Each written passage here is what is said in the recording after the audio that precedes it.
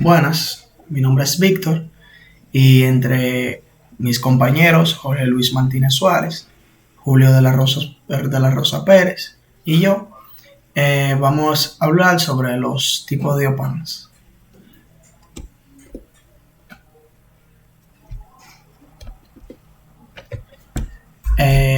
Amplificador inversor. Bueno, se llama así, o sea, este circuito, este montaje se llama así porque la señal de salida es inversora a la de la entrada. Aunque puede ser de mayor o igual o menor, dependiendo esto de la ganancia que le demos al amplificador el lazo cerrado. La señal, como podemos ver aquí en la figura, se aplica en el terminal inversor negativo del amplificador. Y el dispositivo o no inversor se lleva a la masa, la resistencia 2, que se llama retroalimentación. ¿Cómo funciona el amplificador inversor? Esta configuración consta de 3 resistencias. Una resistencia de la realimentación y una en cada entrada del inversor, o sea, la entrada negativa y la positiva. El principio del funcionamiento es sencillo. Mientras que el pin no inversor o el positivo del amplificador es llevado a tierra o a negativo, se aplica una señal en el pin inversor o negativo del amplificador. Esta señal de entrada es invertida y se le confiere o se le pasa una ganancia que puede ser menor o igual o mayor a 1. Depende también de los valores que la resistencia posee. Características del OPAM inversor.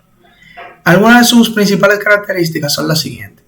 Presenta una configuración de tipo lazo cerrado, lo cual se ve en la resistencia de realimentación negativa. La impedancia de entrada es de valor pequeño, debido a la realimentación que presenta el circuito. La impedancia de salida, en cambio, es mayor en comparación con la impedancia de entrada. La ganancia puede ser mayor, igual o menor a 1. El amplificador operacional en configuración inversor sí tiene una ganancia inferior a 1. Puede utilizarse como mezclador. Es esencial en otras configuraciones como el sumador inversor y el amplificador integrador. Seguimos. Aquí podemos ver la fórmula de la ganancia del amplificador inversor. ¿Qué nos dice? Que la expresión anterior nos indica que la tensión de salida es el voltaje de entrada, B sub I, multiplicado por una ganancia, la cual está representada por la relación entre R1 y RF. El signo negativo de la expresión indica la inversión de fase entre la entrada y la salida. Aquí podemos ver la fórmula, que ganancia que es igual a RF entre R1 con el signo negativo. La impedancia de salida del amplificador inversor. La impedancia de salida, como se ve aquí, tiene un valor muy pequeño, como dije ahorita. Idealmente es nulo, o sea que equivale a 0. Viene representada por la expresión que podemos ver aquí. Bien. Impedancia de entrada del amplificador inversor. Una característica de esta configuración es que R1 se convierte en la impedancia de entrada al circuito, tal y como indica la siguiente expresión. Vamos a ver, Z sub I es igual a B sub I entre I1, que es igual a I1 por R1 entre I1. C es igual a R1. Si deseas calcular el valor de resistencia de protección, puedes aplicar la siguiente expresión. Que la resistencia R3 es igual a R1 por RF entre R1 más RF. Señal de salida versus la señal de entrada de un amplificador inversor. Aquí podemos ver. Si metemos la salida en un osciloscopio, veríamos las siguientes señales a la salida del inversor. La señal de entrada amarilla y la de salida azul. Se ven de la siguiente manera. Pero si utilizamos corriente directa, no valdría de nada usar el osciloscopio porque no estuviera oscilando, o sea, con señales senoidales, sino directa. Así que eso más cuando se trabaja con corriente alterna. Ventaja del amplificador inversor. Las principales ventajas, una de ellas, es que la ganancia que podemos conseguir es bastante alta como amplificador. La salida está desfasada respecto a la señal de entrada y cuenta con retroalimentación negativa. Las desventajas del amplificador inversor. Dado que la ganancia es alta, debemos cuidar que la retroalimentación sea estable para evitar una distorsión. Si la señal de entrada tiene ruido, este será amplificado a la salida, por lo que debemos cuidar que dicha señal de entrada no tenga ruido. Eso se cuida con capacitores o de poliéster o como sea, para cuidar el ruido. Aplicaciones del amplificador inversor. Gracias a las características y ventajas que el amplificador inversor tiene, como su realimentación negativa y sus valores de ganancia, es apto para aplicarse como se necesita realizar un cambio de fase, ya que la salida que presenta el amplificador está desfasada a 180 grados. También son capaces de equilibrar cualquier señal, es por eso que son ideales en aplicaciones de la electrónica analógica. Son utilizados en circuitos donde se debe equilibrar la señal.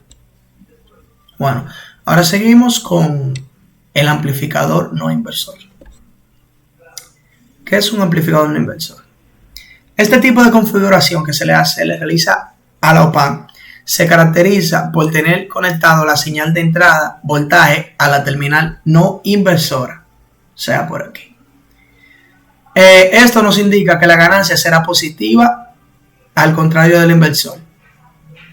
También tiene como característica una alimentación negativa conocida como RF. Esta configuración, la entrada está en la fase con la salida. Podemos ver aquí la no inversor interconectada con la salida. Es decir, no hay desfase en señal alterna, a diferencia de las configuraciones inversoras. Otra característica es que la ganancia siempre será mayor a 1. ¿Cómo funciona el amplificador no inversor? El amplificador no inversor amplifica la señal de entrada proporcionada en el amplificador no inversor y la resistencia en el diseño del amplificador. Actúan como factor de ganancia en una ecuación matemática particular. Debido a la conexión a tierra virtual, el voltaje del punto B también aparece en el extremo A. Así es como el nodo A tiene el mismo voltaje que el voltaje de entrada. Nuevamente, la misma corriente fluirá a través del terminal inversor que la de la ruta de retroalimentación. Impedancia de entrada. La impedancia de entrada del amplificador operacional no inversor es mucho mayor que la del amplificador inversor. Se puede obtener este valor experimentalmente colocando en la entrada no inversora una resistencia R de valor conocido que se puede ver aquí en el siguiente gráfico. R1, R2. En los terminales de la resistencia R habrá una caída de tensión debido al flujo de una corriente por ella que sale de la fuente de señal y entra en el amplificador operacional.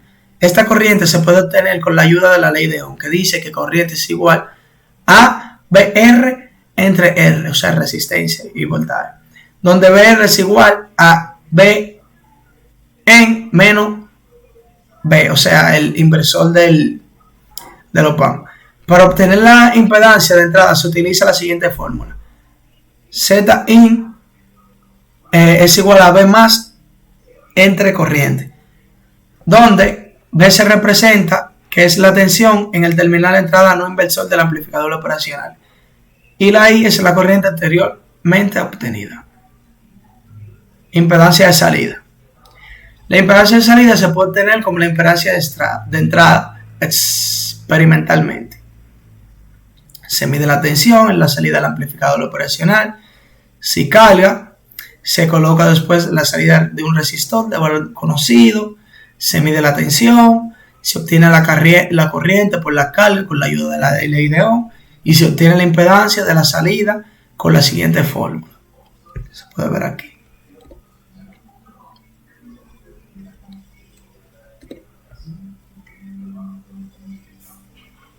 Amplificador no inversor con condensador.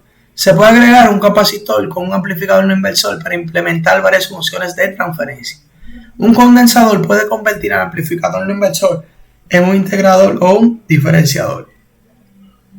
Utilizando los condensadores o los amplificadores no inversores también se pueden transformar en circuitos acoplados de CA o en un riel medio suministrado. Amplificador no inversor con voltaje de referencia. Los amplificadores no inversores están configurados con voltaje de referencia. Los altos voltajes de referencia son esenciales para los amplificadores operacionales, ya que son el límite para la salida. Amplificador sumador. Consiste en un circuito eléctrico que admite que se añada más de una señal, creando una suma de todos los circuitos combinados. Por esta razón lleva su nombre como amplificador sumador. Con este dispositivo se puede lograr una suma de voltaje en la salida que se calcula matemáticamente a la misma tasa que todas las fuentes de entrada sumadas.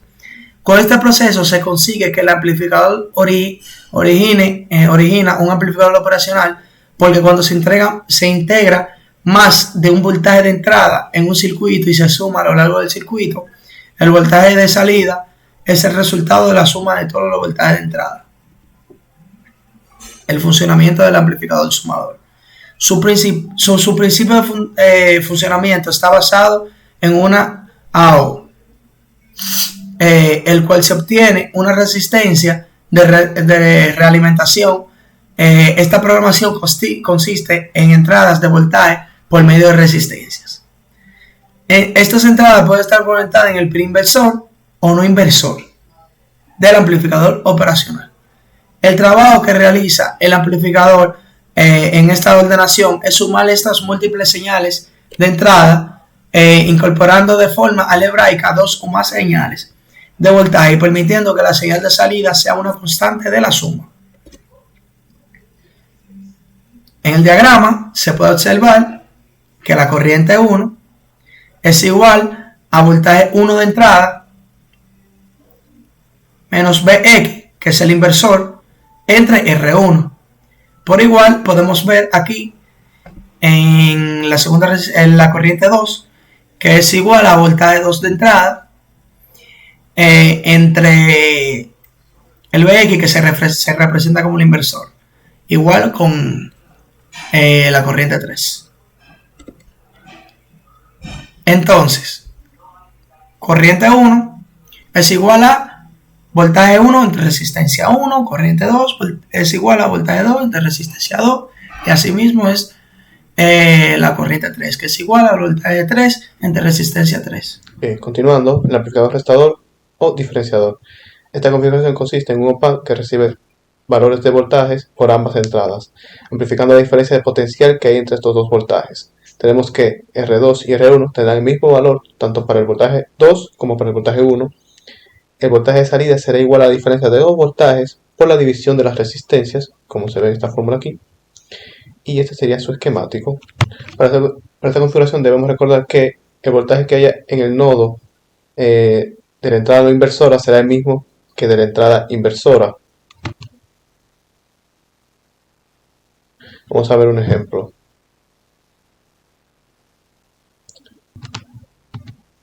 Para realizar un circuito en el que tengamos como voltaje de salida 2, el primer voltaje, y 3, el segundo, poniendo la resistencia de Rx de 2K y de Rf de 4K. Tendríamos que la ecuación de salida sería esta, que sería Rx por la suma de R2 más Rf entre R2 por R1 más Rx por el voltaje 1 menos la división de Rf entre R2 por V2. Aquí ya se va despejando la ecuación hasta que tenemos el resultado para R2.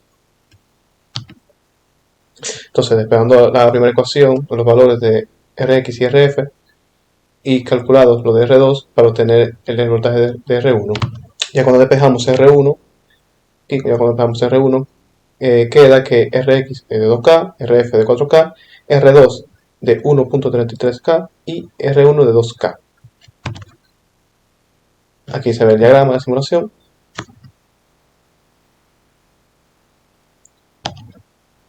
Ese cálculo sería, aquí comprobando los resultados, vemos que V1 es 5 voltios y V2 sería 2.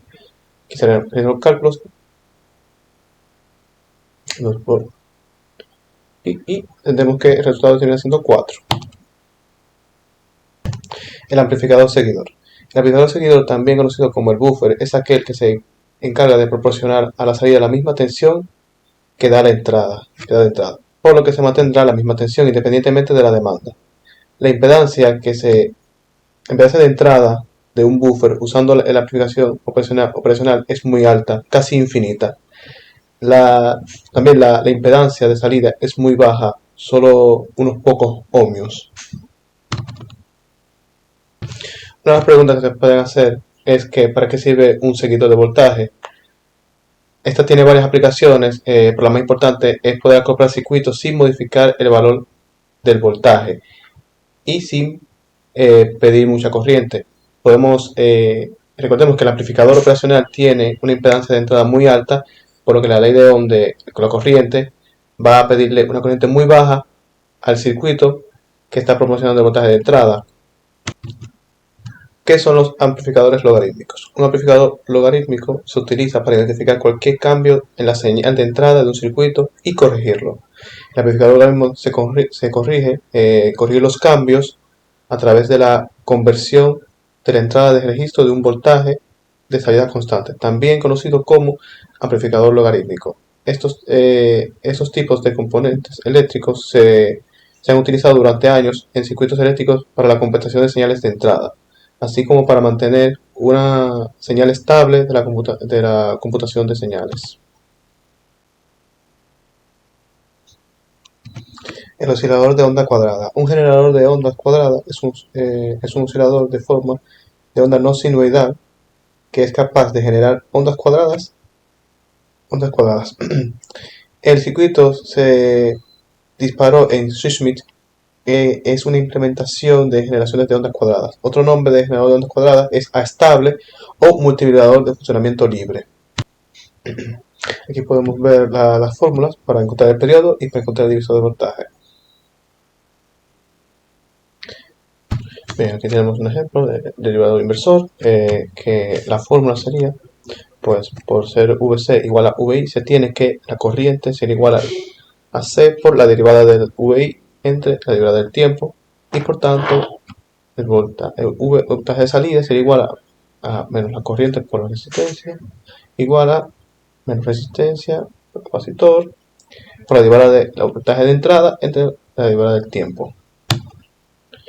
Tenemos un ejemplo, como se vería mucho así, y oscilador de onda senoidal. Un oscilador de onda senoidal es un circuito capaz de proporcionar una señal de salida con frecuencia y amplitud determinadas de manera periódica, cuya frecuencia viene determinada por los componentes utilizados.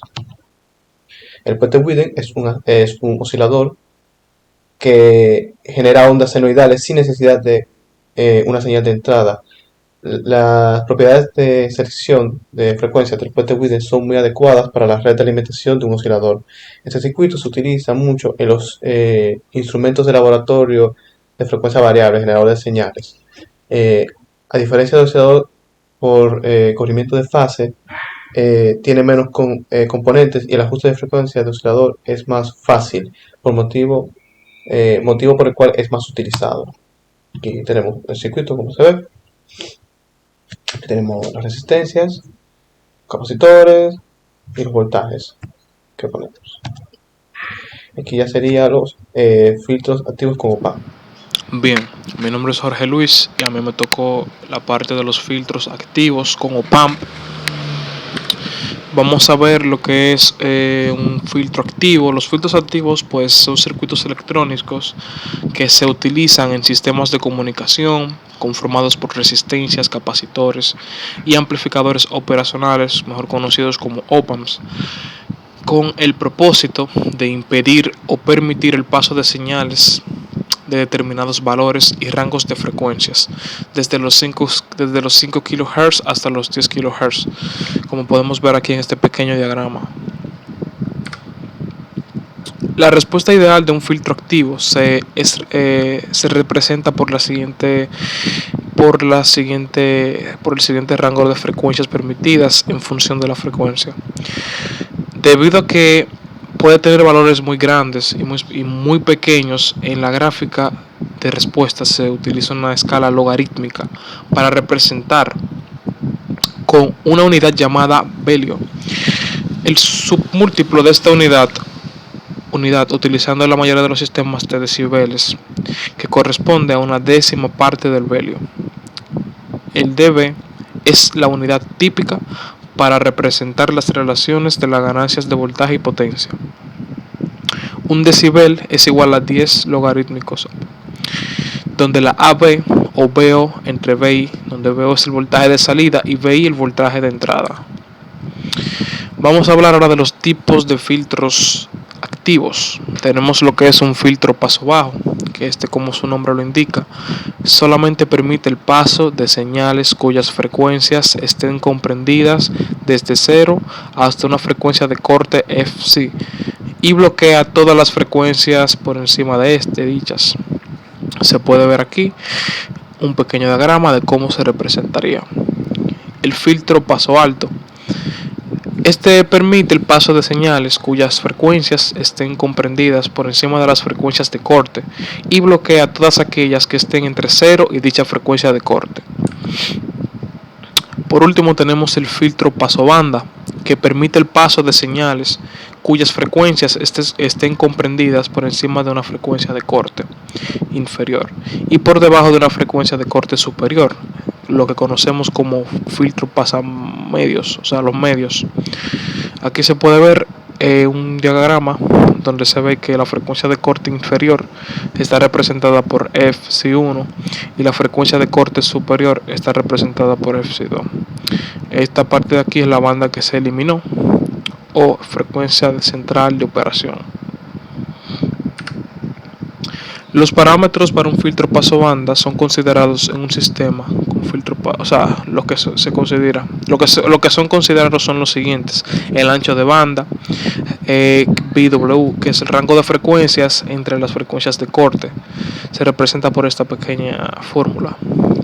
Frecuencia central de operación, o IFO, se determina por la medida geométrica entre las frecuencias de corte del filtro y se representa por la siguiente fórmula.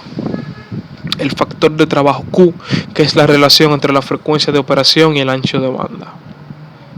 Si Q es menor que 1, el filtro se cataloga como banda estrecha, y si Q es mayor que 1, el filtro se cataloga como banda ancha. Los conceptos de atenuación. Este parámetro se utiliza para establecer la cantidad de pérdida de señales cuando pasan por un filtro con una tensión de entrada constante. La atenuación se define como la tensión de salida a cualquier frecuencia. Aquí se ve la fórmula aquí se ve la gráfica de cómo se vería. Este es el rango de frecuencias y estos son los puntos de atenuación.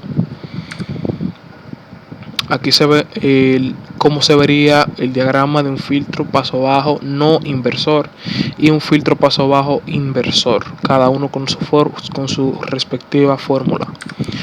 Aquí tenemos de igual manera el filtro paso alto en su configuración no inversora e inversora, por igual forma sus fórmulas. Y aquí tenemos el filtro paso banda o medios con su respectiva fórmula, etcétera. Ahora vamos a hablarte sobre el circuito integrador. El circuito integrador de op-amp produce un voltaje de salida que es tanto proporcional a la amplitud como a la duración de la señal de entrada. Los amplificadores operacionales se pueden utilizar como parte de un amplificador de retroalimentación positiva o negativa, como un circuito de tipo sumador o subtractor, usando solo resistencias puras tanto en la entrada como en el circuito de retroalimentación, como se puede ver acá. El op-amp como integrador. Te vamos a decir ahora cómo es el principio de funcionamiento. Cuando la ruta de retroalimentación se realiza a través de un condensador en lugar de una resistencia, se ha establecido una red RC, resistencias y capacitores, a través de la ruta de retroalimentación negativa de los amplificadores operacionales. Este tipo de producción de configuración de circuito ayuda a implementar la operación matemática, específicamente la de la integración. Y este circuito amplificador operacional se conoce como circuito integrador de amplificador operacional. La salida del circuito es la integración del voltaje de entrada aplicado con el tiempo. Aquí se ve el diagrama de cómo sería esto. O sea, estas serían las señales de salida, o sea, la señal de entrada versus la de salida. Podemos ver que es una onda cuadrada y aquí sale una onda triangular. Por lo tanto, la corriente del lado de la salida también se puede expresar como la siguiente fórmula. Luego se igualan las ecuaciones, si igualamos las ecuaciones anteriores, obtenemos la siguiente fórmula. Por lo tanto, la salida del amplificador operacional de este circuito integrador es esta fórmula. Vamos a hablar del circuito derivador. El circuito derivador se funciona de la siguiente manera. Si insertamos un inductor en la retroalimentación de un amplificador operacional, el circuito inversor se obtiene a la salida la derivada de la señal de entrada. La figura 5 muestra el circuito derivador, como se puede ver aquí. Si en vez de poner una resistencia ponemos un inductor, pues la derivada de la señal la salida es la derivada de la señal de entrada. Para obtener la salida solo basta con utilizar el casi, esta fórmula de acá. Si se deriva con respecto a t, resulta de la siguiente fórmula. Y bueno, bien, ahora vamos a proceder a explicar el funcionamiento de los OPAN. En este caso nosotros diseñamos un circuito seguidor de luz que funciona de la siguiente manera. Se utilizó el LM324, trae 4 OPAMs en este IC y funciona de la siguiente manera.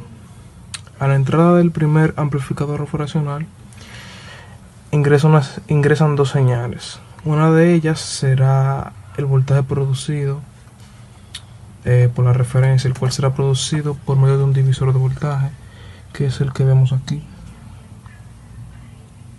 De estas 2 resistencias será introducido será introducido el valor de tensión entre la alimentación versus el resultado de la operación, ¿verdad? Será introducido por este divisor de voltaje. Entonces, el resultado de la operación será ingresado en la entrada no inversora del amplificador operacional. En la entrada ingresará también otro divisor de tensión creado por estos LDRs que vemos acá, que van a hacer la función de sensores. Este funciona como resistencia variable, la cual disminuye su impedancia conforme aumente la luz. El OPAN comparará el nivel del voltaje, que dependerá de la luz recibida por los LDRs. De la misma forma funcionará el segundo OPAN, que está acá. En conjunto activarán estos 2 transistores, que a su vez activarían 2 motores.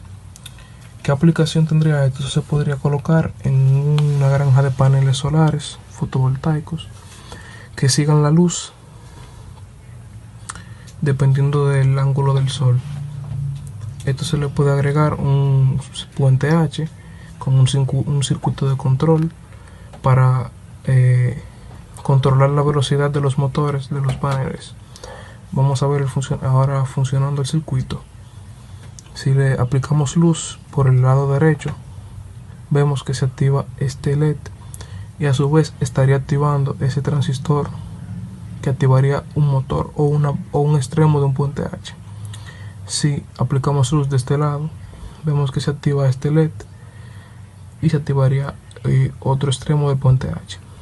Si le damos al mismo tiempo, se activan ambos, cancelando el puente H y quedando en una dirección. Ese sería el funcionamiento del circuito y espero haya entendido. espero que hayan entendido. Eso es todo. Y bueno, ese fue nuestro video del OPAMP en lazo cerrado. Espero les haya gustado y que pudieran comprender el funcionamiento de un OPAMP en diferentes configuraciones y sus diferentes características. Gracias.